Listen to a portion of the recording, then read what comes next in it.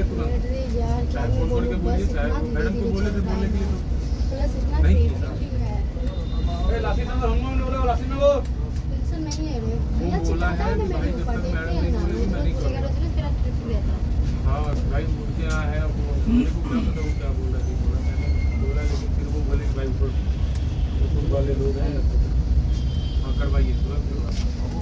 अरे अभी पता है, हम तो घर से निकला 9:45 को निकला था, अभी तक हम रास्ते में ही हैं। थोड़ा सर्विस आने वाला बुल्लू गाड़ी आया, लाजपत नगर आया।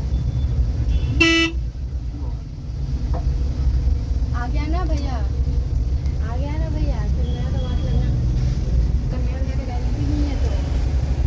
আসসালামু আলাইকুম, সবাইকে রাহাত মিডিয়ার পক্ষ থেকে অভিনন্দন জানিয়ে আজকের ভিডিও আপনাদের মাঝে তুলে ধরলাম। আমাদের সঙ্গে থাকার জন্য সবাইকে ধন্যবাদ।